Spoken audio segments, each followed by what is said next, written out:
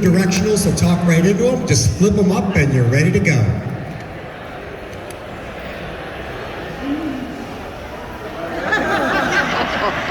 You flip the switch up. I'll be out here if anybody wants any questions. Hello, everybody. Welcome This is to it. Living Dead Weekend, and of course, our guest today is Greg Nicotero. This feels so good, you guys. Everybody should do this. Do it, Larry. Oh, now I'm dizzy. That was weird. Hi, guys. Oh, all right. Who's wearing a Creepshow T-shirt right now? That's you. Oh, I don't want to embarrass you. All right. All the kids that have Creepshow T-shirts should have like a parade. It'd be awesome.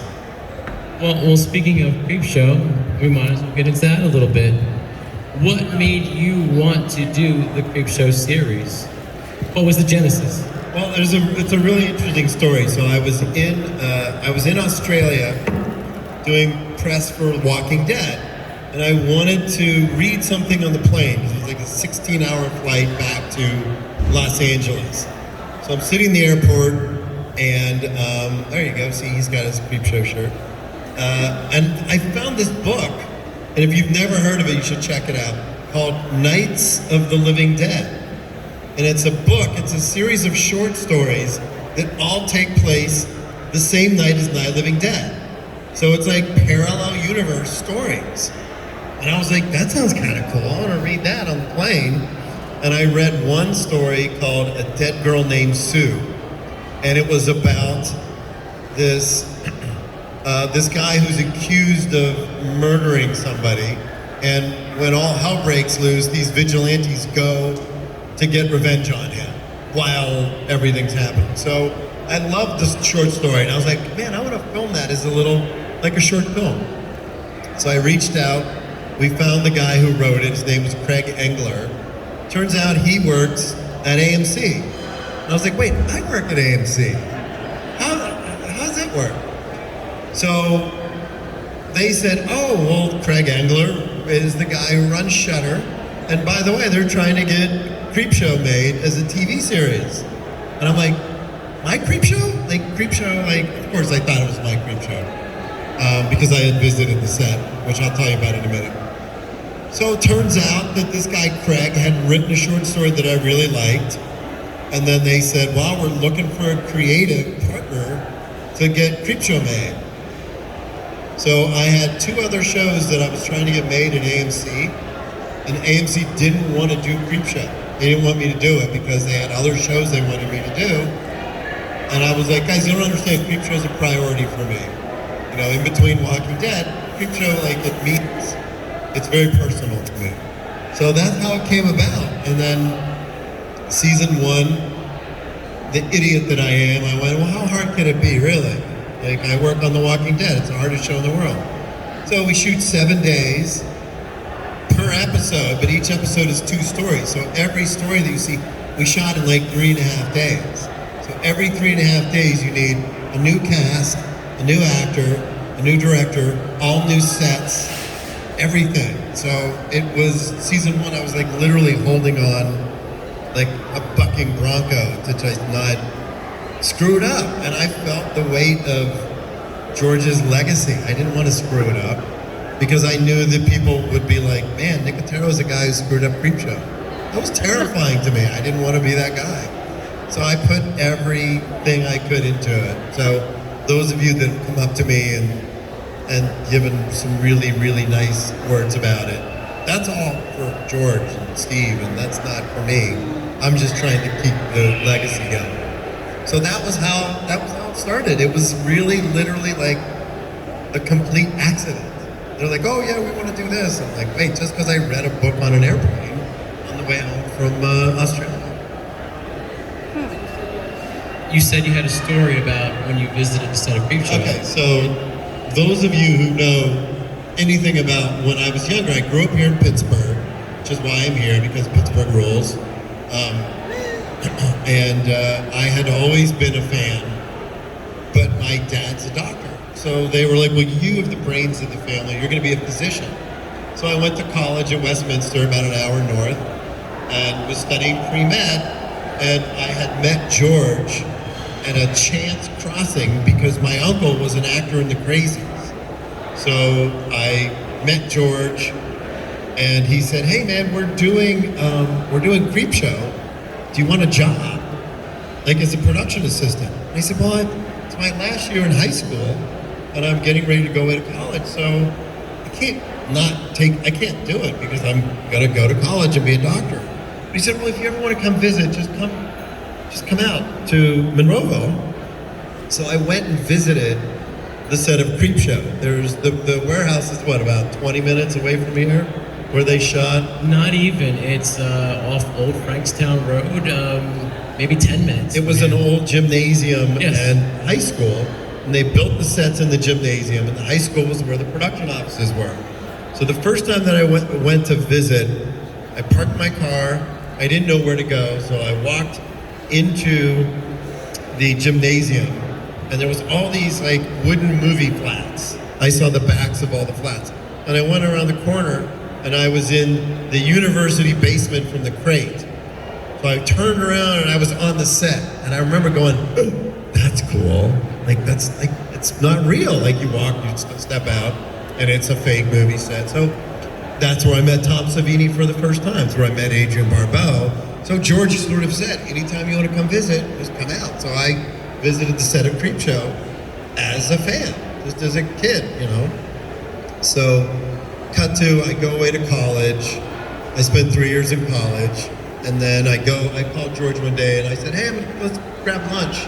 So I went down to 247 Fort Pitt Boulevard, where his office was, and we had lunch together. And he said, "Oh, by the way, we just got the green light to do Day of the Dead.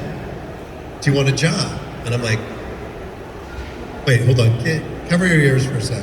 Cover your ears for a sec. Just kids, cover your ears." Fuck. Okay, go ahead, you're good.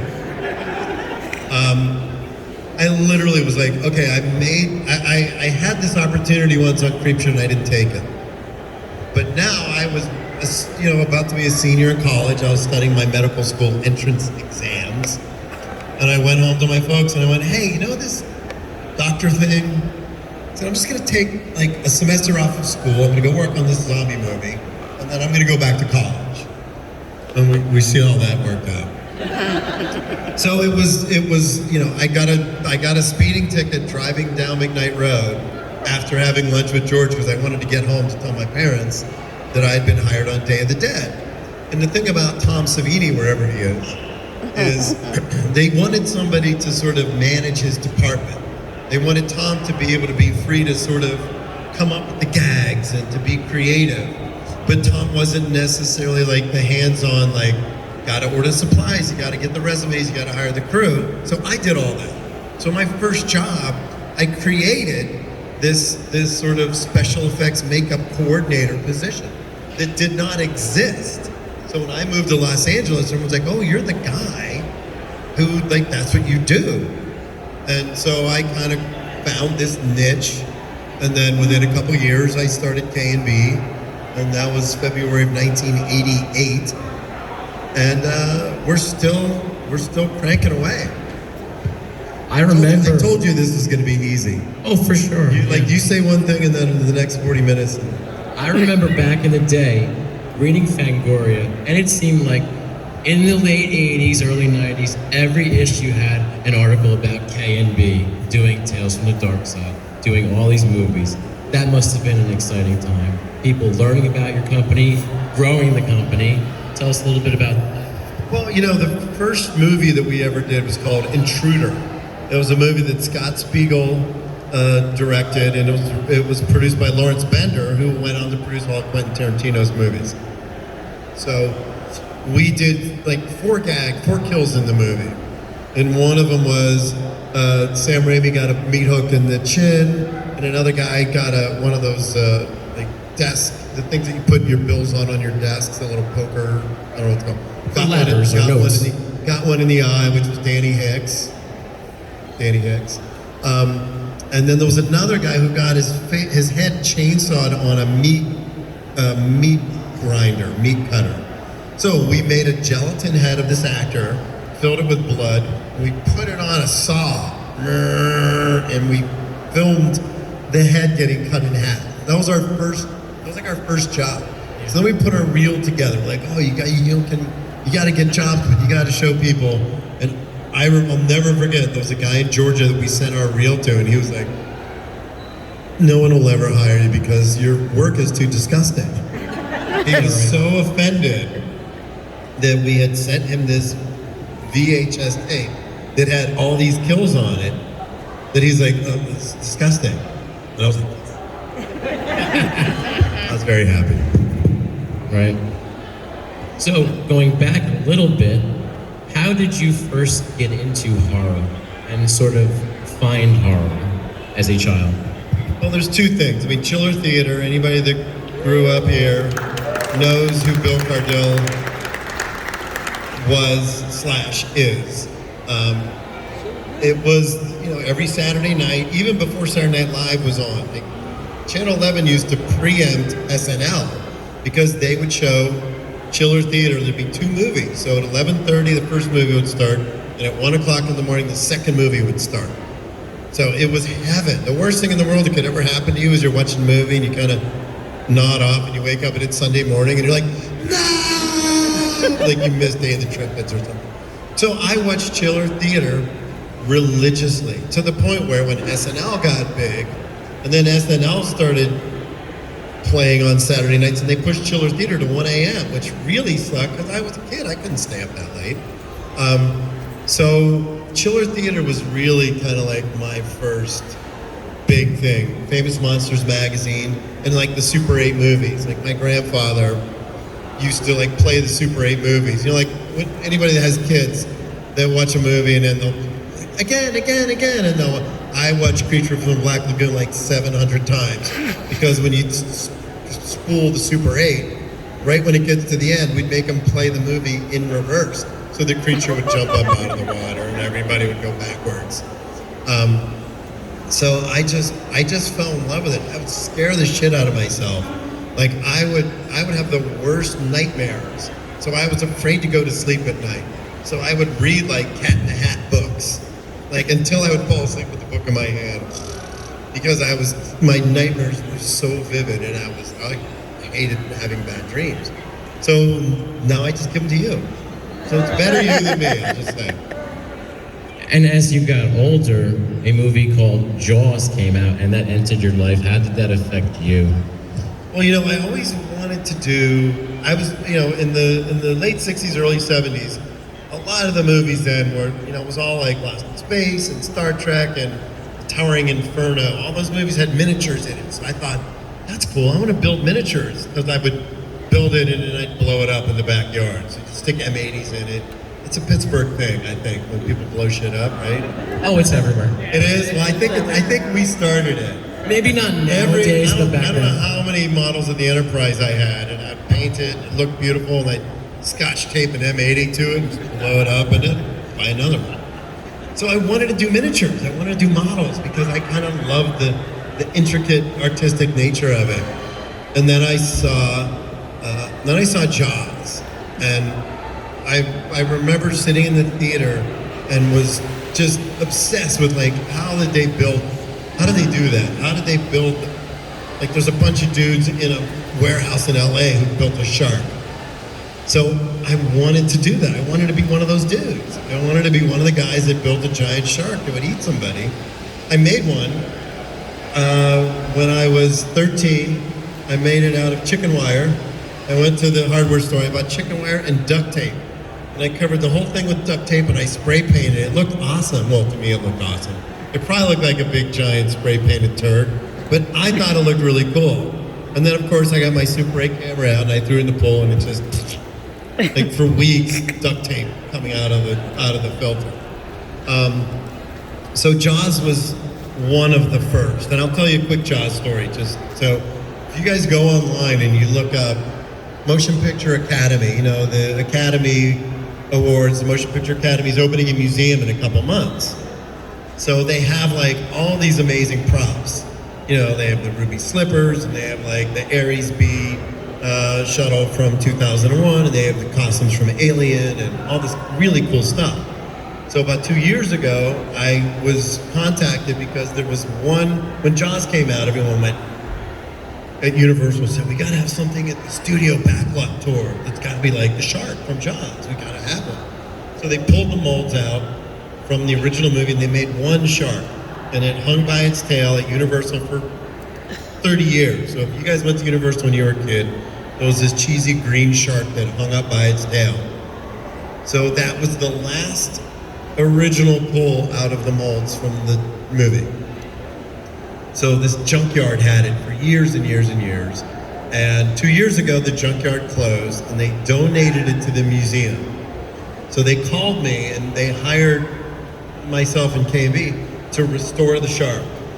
So I invited a bunch of the dudes that made the shark over to my studio, the production designer, a lot of the guys who did the skin, the guys who made the fake teeth with the tubing in it, so when it ate Quint, like blood would spurt out.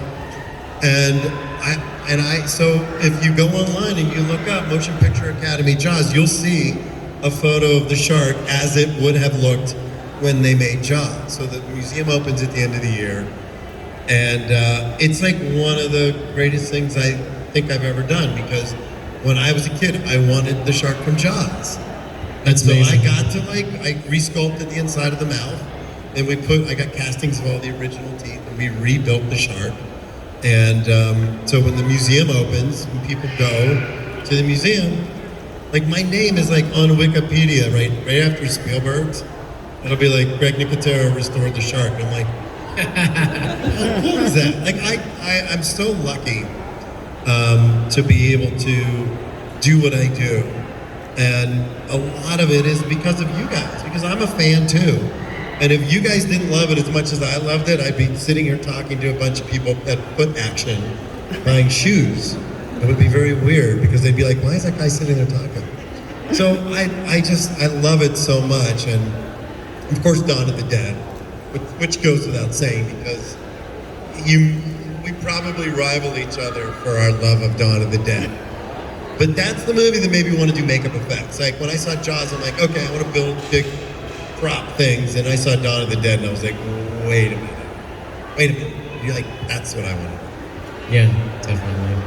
No, I love it. And as many of the people here know, I've given tours to probably most of the people here.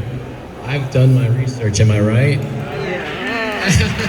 I show them little details that still match, because so much has changed at the mall. So having somebody who has done the research really matters in having a tour guide, and I show them all the little details that still do match, and it fascinates me.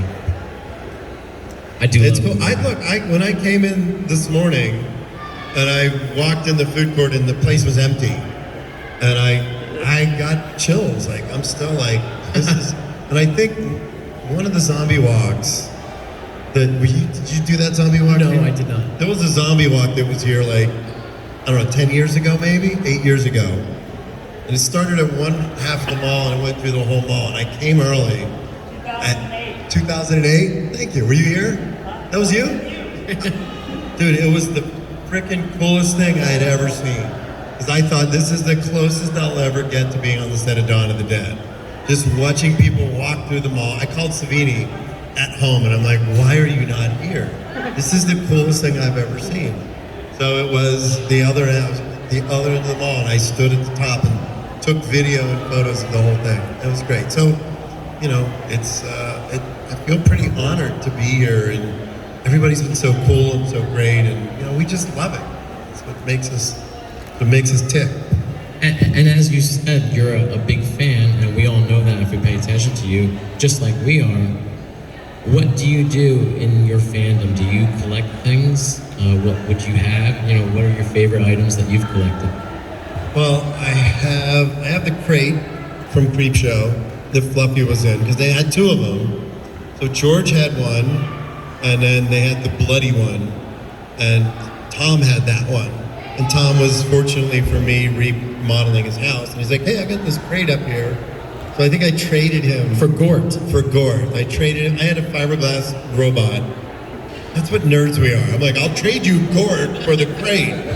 It's in his bedroom. Only you guys would understand that. Everybody else would be like, you did a what for a who?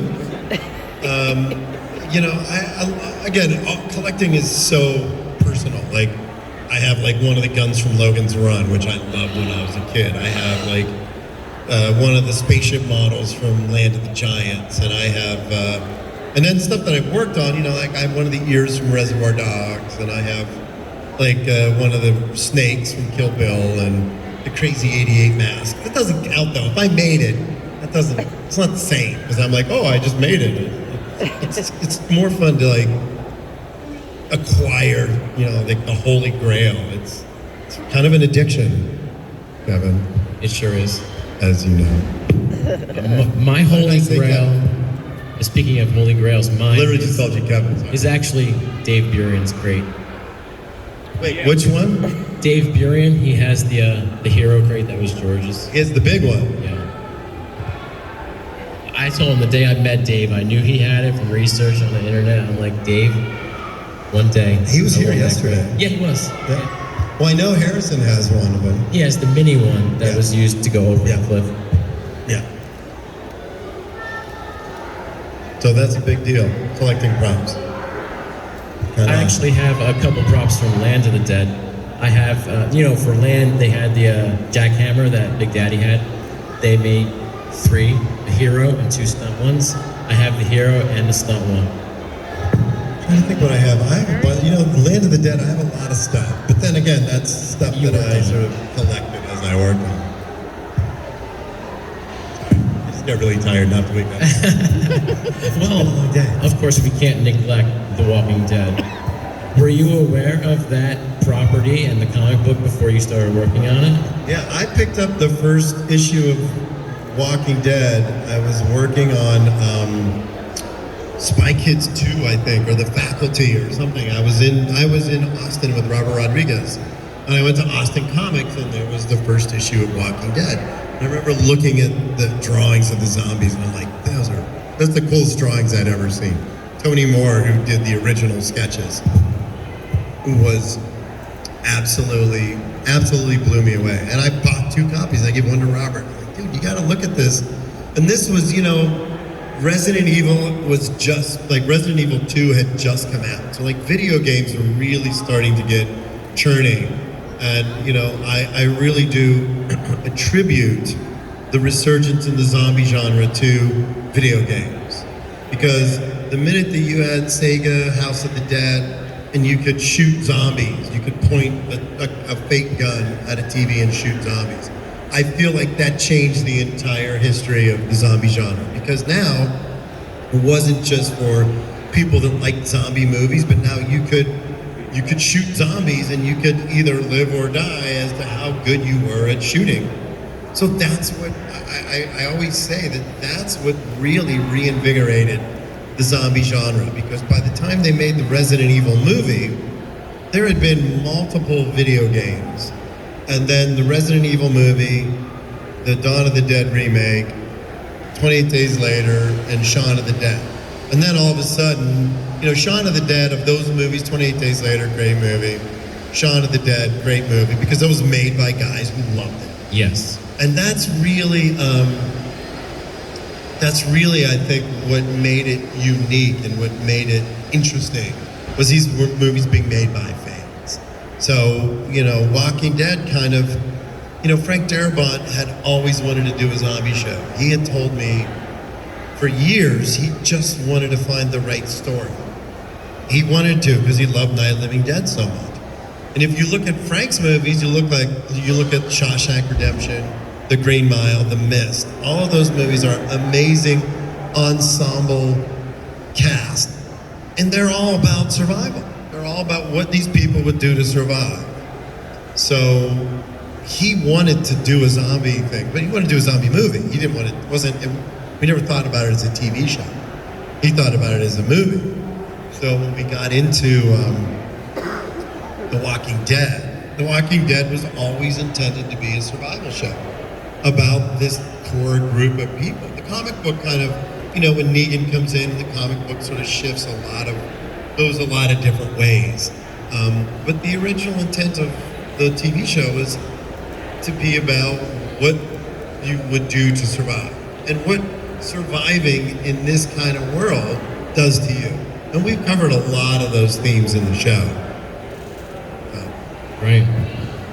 And I, as a fan, and a big fan of The Walking Dead, and a fan of you, I noticed you get some juicy episodes. So, of course, the next final season is filming, correct? And so, I know you can't say much, but did you get some juicy episodes to direct? I did. I've only directed 2 because when we started the season, I was finishing Creepshow.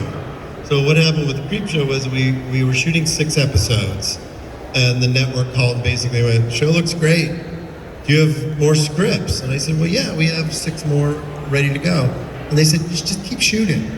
So we started August 15th of last year when everybody else was still locked down. We were filming.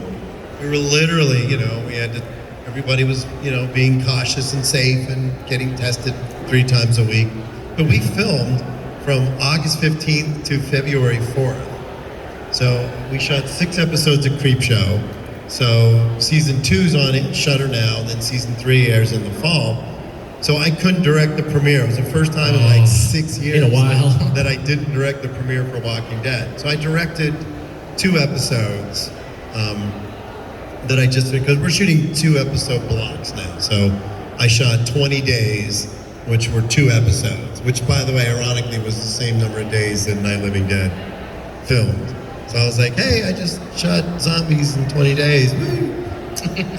But yeah, man, it's kind of strange, I'll be honest. I think, looking at the actors and the people that have been there from the beginning, I'll be a mess in February. Oh, yeah. It's not only the relationships that I've developed with the actors and with the people, but the number of times that someone has come up to me and said, Walking Dead saved my life. Like Walking Dead, I was literally watching one of those like Dateline shows, and the woman was being accosted by, and she goes, "Oh, I watched Walking Dead, and I knew you just had to stab him in the head to kill him." And they interviewed her, and she it saves her life because she's like, "Oh, if you want to kill, you just got to stab." And she quoted, and they showed a clip of Walking Dead on Dateline with this woman talking about how she learned to protect herself by watching The Walking Dead. I was like, wow. So it's kind of, it's unlike anything else to have people just come up and say, it brought my family together, my mom and my dad, and my brothers and my kids or whatever, and they would come together and watch the show as a community. It did that for my family too. My kids, I have daughters, they were never into horror, but then somehow the world discovered The Walking Dead all at the same time around season 2, and then everybody started watching it, even my kids, and they got into it, but then you guys went a little too far when you killed Glenn and Abraham. I think that's when there was a little issue there. Look, and I don't disagree.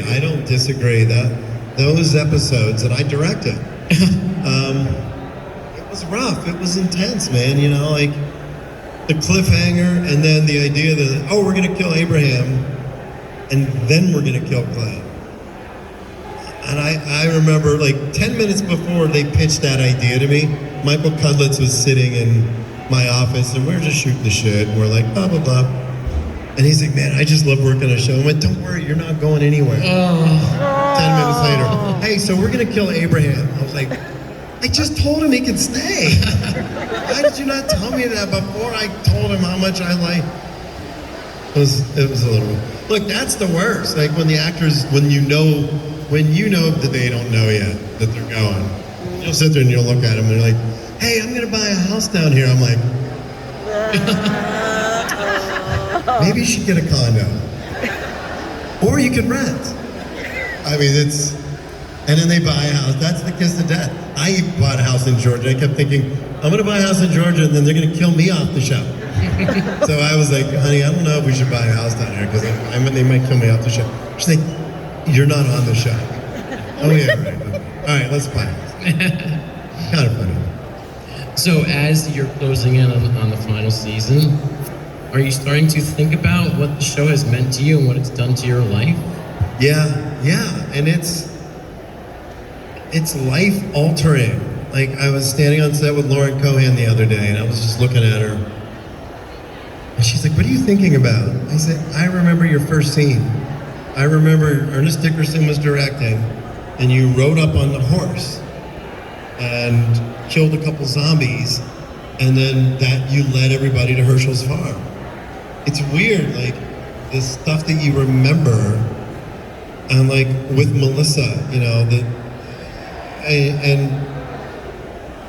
thinking about all the things that I've learned and everything. You know, I was shooting a scene with Michael Rooker and Scott Wilson one day, and Stephen Young, and I was the kind of director that when the scene was over, I would never just say cut. I would kind of let it kind of trail and see where it would go, because I always was interested to see what the actors would do once the word stopped. Like, you know, and then he gets up and goes out of the room, and so I was always intrigued, like, what happens after that? So there were moments.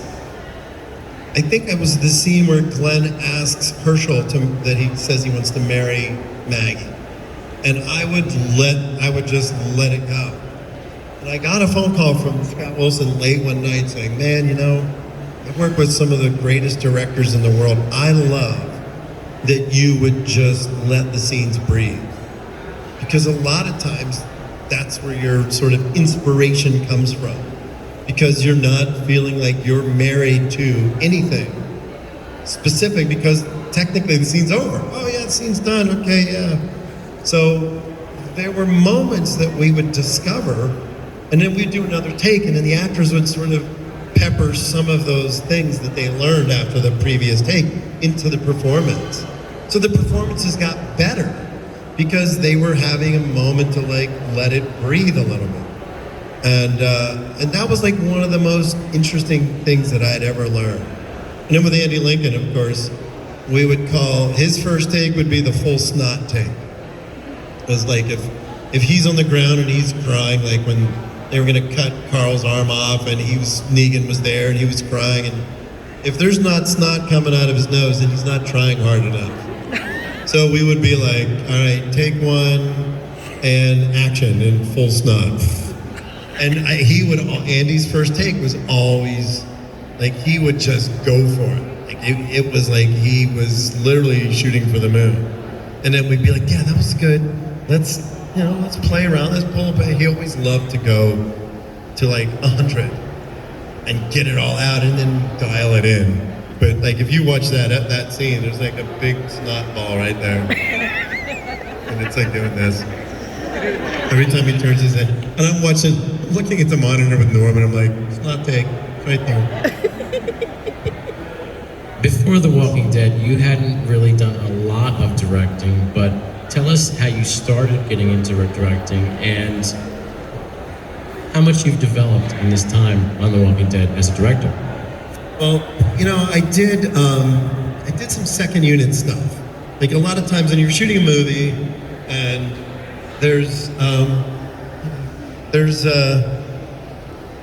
you'll have your main unit with all the actors, and then there's like inserts. You gotta shoot an insert of like a monster, or you gotta shoot an insert of somebody being killed. So they'll like, oh, we don't have time to do that, so we'll splinter that off. So on like The Faculty, I shot a lot of the creature stuff under the bleachers chasing Elijah Wood. And then when we did Land of the Dead, I shot a lot of the gore stuff because we had a 60-day schedule, all nights in Toronto. So I shot a lot of the gore stuff for George. And then The Mist, I shot a lot of the stuff. So I had been directing a lot of effects sequences, but I had never directed a full episode or a full movie. It wasn't until I had done a short film, and then season 2 of Walking Dead came up. Season 1 of Walking Dead, like at one point there's a zombie attack where the zombies attack the quarry, and I think episode 5, and a bunch of people get killed, and there's like guts, and I shot all that like in one night in like 3 hours. And I remember Frank Darabont calling me and saying, please tell me you have more footage. I said, dude, they only gave me 3 hours to shoot. I shot as much as I could in 3 hours. They used every single frame of every gag in the episode. So the next season 2 came up and they went, okay, well, we want you to direct an episode. And so Frank said to me, I remember exactly where we were having dinner. And he said, do you want a zombie heavy episode or a zombie light episode? I'm like, that's a trick question. I know it's a trick question. So I said, I want a Zombie Light episode. Because I thought, okay, I already know how to shoot the zombie stuff. I want to get my chops doing something else. So the episode they gave me is the episode in season 2 where Carl's wandering around the property, finds a zombie stuck in the swamp. Right. And then the zombie gets out, and they're sitting in a room trying to decide Randall's fate. And Jeff DeMond's like, if this is a world that you guys, I don't want to live in it. And he goes outside, and he gets attacked by the zombie. And then Norman comes in and shoots Jeff DeMond, and the episode ends with, I'm sorry, brother, and Norman shoots Jeff DeMond. That was the first episode of television I ever directed. And it was the only person who knew that I was shitting myself, which I was, sorry guys, was Andy Lincoln. Because I would talk to Andy about, like, you know, I was nervous. I'd never directed before, like not anything like that. So I had my little drawings and like, put the master shot here and the camera goes here and then the coverage goes here. So I had these little charts. So I'd come to set and the camera guys were like, you're so cute. Look how adorable you are with your little camera charts and everything. But that was it. And that was, I think up to now I've directed 35 episodes. Wow. Which is almost two complete seasons. And do you find it rewarding now, getting into directing? You know, I still learn every day. There's still stuff that I learn. I was shooting a scene the other day with little Judith, who's an amazing actress. Kaylee is so talented. And then you have like the little kid who plays Rick Jr. Kid's a nightmare. He's just a nightmare. He's not an actor. He's just a kid. All right, don't put that on the internet, but he's not an actor. They're just kids, and you cast a kid in a TV show, and he just wants to goof around. And so I learned a trick. I said, okay, we're gonna rehearse. We're gonna do a couple of rehearsals, and then when we're done rehearsing, we're gonna film it. So I lied to him, and we turned the cameras on, and we filmed the rehearsals. And he was great. And then I go, okay, now we're gonna shoot it. And he's like, no, I don't wanna shoot it. And I was like, oh, it's all right, we already got it. So that was a cool little trick. I was very proud of myself because everybody else on set was like, Greg's got to shoot with the kid. Oh man, he's going to lose his shit today. And it was great. And everyone went, how did you do that? I said, well, because people get self-conscious, even great actors. The minute that they know that the camera's rolling, you get that adrenaline rush. And the greatest actors in the world, they could rehearse it 50 times and then the camera's rolling and they're like, I forgot my line. What am I supposed to say? So I thought, wait, let's take that away. Don't let the kid know that we're filming. Just take that nervousness away and have him be natural. I should do that with everybody. Right. Except when they have to kill zombies, and it would be kind of hard to be like, oh, we're just rehearsing. Well, as we've established that the upcoming season of The Walking Dead is ending the series, what are you looking forward to in the future? Will you be on the Daryl and Carol show, or are you looking towards going to other things? There's a lot going on. I have another project that I'm working on. You know, there's obviously, if the network wants Creepshow to keep going, Creepshow will keep going. There's the Walking Dead universe has a lot of opportunities and places to go. So there's a lot of stuff. There's a lot of stuff, cool stuff coming up. Can't really say, but it's all going to be good. Yeah, absolutely. I hope. So, how is Howard doing? Howard Berger? Howard's good. He's working on the Orville, the Seth MacFarlane TV show. We do all the aliens. So basically, Seth wanted to do Star Trek and went to CBS, and CBS was like, well, no, we're doing our own Star Trek. Thanks. So he went, oh, well, screw you. I'll create my own show over here. And that's what he did. And it's a good show. I mean, it's clever and it's interesting, and the stories are very Star Trek oriented. It's probably got a little more humor than a normal genre show, but you know, that's what he's up to. And you know, we just finished shooting The World Beyond, Walking Dead season 2 just wrapped. Okay. And we're halfway through season 7 of Fear the Walking Dead. And Yeah. In case you don't know, I mentioned Howard Berger because he's the other. He's Greg's partner in K&B. Yes. The other part. Yes. Anybody have any questions? Yeah, absolutely. Oh, shit. There you go. We got time for a few questions. We'll start over here. How you doing, guys? I have a couple of quick statements and then it's all regarding the original Dawn of the Dead. First of all, I got the pleasure of getting to be friends with this young gentleman here, and he's got everybody beat because let me tell you, he knows the separation of the tiles on the floor. So, Greg, I know. No. I would never challenge him. I'm just He's saying. he's got everybody beat. And my question is, I'll go right to the question. So you came to the very first reunion, the very first get-together here at the mall. Was your thoughts there just as a fan of the original movie that things were going to explode in the zombie genre like they did? You mean in the recent? Came back as just a fan, because I know you came as just a fan for the very first reunion. I was here with. Right. Yeah, but there was a convention. What was that show? It was at Pittsburgh Comic-Con, and then we shot the video of the tour. In 2003, you did it. That's right. It's on and the Ultimate Edition of It's Dawn. on the DVDs. I don't know, man. I just figured everybody loved it like I love it. I mean, why would you not? It's kind of wild that way. So, no, I wouldn't have thought that. I would, if somebody asked me to predict the success of The Walking Dead, I would have never predicted it because, to me, I've always been a zombie fan. So I just feel like it took everybody else so long to catch up. Exactly. Okay, got time for two more questions. One right here. I would like to know, beyond Romero, what other directors you admire or have collaborated with that you would like to talk about? Well, I've been lucky. I feel like, a lot of people are like, oh, you go to film school or you're gonna, how do you learn what you do?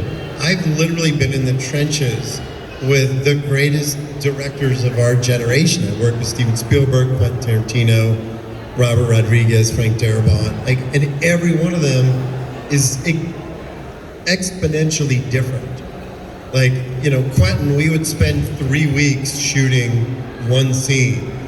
Like the opening scene of Django Unchained, where we meet, oh my God, I just spaced on his name. Where we meet our characters. Christoph Waltz. Thank you. We meet Christoph Waltz for the first time. That's a 9-page scene, and we shot that scene for 3 weeks. On The Walking Dead, I had a 9-page scene. I shot it in 1 day. So I feel very fortunate. That I've had the greatest film school experience in the world because I work with Wes Craven, I work with John Carpenter, I work with Toby Hooper, Stuart Gordon, a lot of these guys who aren't with us anymore that were, it was an honor to have people ask me for autographs on Scream or Nightmare on Elm Street 7 and just remembering working with these amazing talents and how sad it is that they're gone, but their legacy lives on here. So I feel like I've been really, really lucky to be able to work in the genre and the experience that I've gotten working with these directors. And one more question, last question. I'd just like to know how much makeup do you personally still get to do versus running K&B or doing directing, and do you have any regrets taking on more responsibilities? Well, that's a great question. I miss getting up at 3 a.m. I don't really. But, I'm still on set. I still love executing the gags. When you see the Comic-Con trailer for this season of The Walking Dead in a couple weeks, there's a zombie that bites somebody. So I played the zombie. And I was like, okay, guys, so so I said, well, I want it done right. So I went in zombie makeup and I bit the appliance and ripped it and the blood sprayed out and it looked great and it was really fun. And I'm on set and I walk by and I'm like, morning everybody. The camera guy's like, hey boss, what's up? And they look at me in zombie makeup and they're like, well, of course he's in zombie makeup. So I do still love it. I get to do, like, I'll pump the blood on set, I'll help rig stuff on set. I don't get to spend as much time in the makeup trailer because I got lots of other things going on.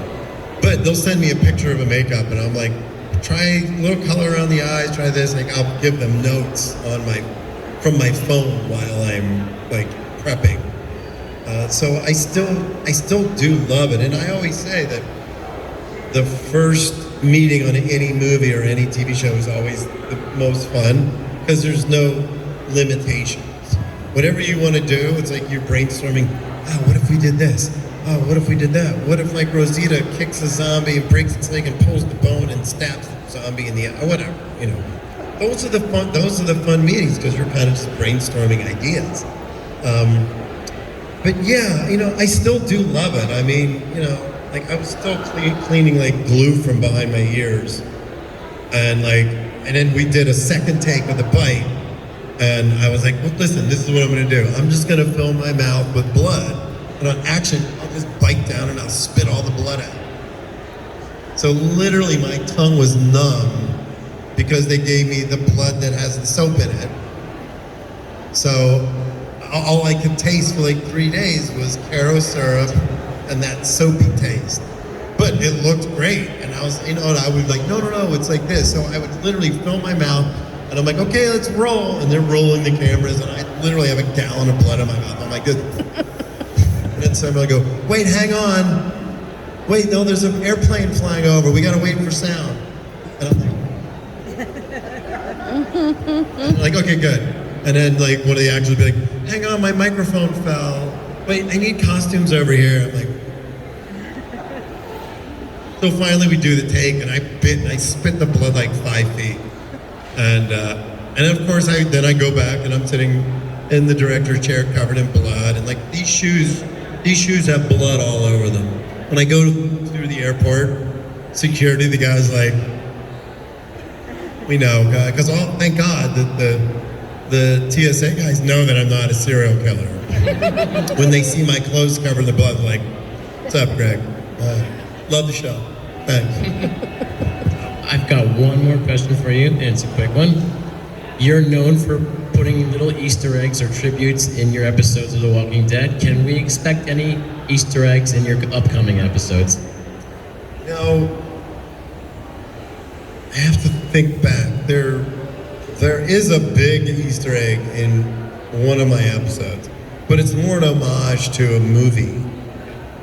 What I don't want to say, but Yeah, it's an homage to a Wes Craven movie, and it's a big part of the episode. Okay. Might be episode 6, Okay. but I'm Pay not sure. attention to But that. it might not be 5 or 7. So it'd probably air September. Anyway, you'll see it and you'll be like, I know what he was talking about. Well, thank you very much for having this talk with us. Lawrence, thank you.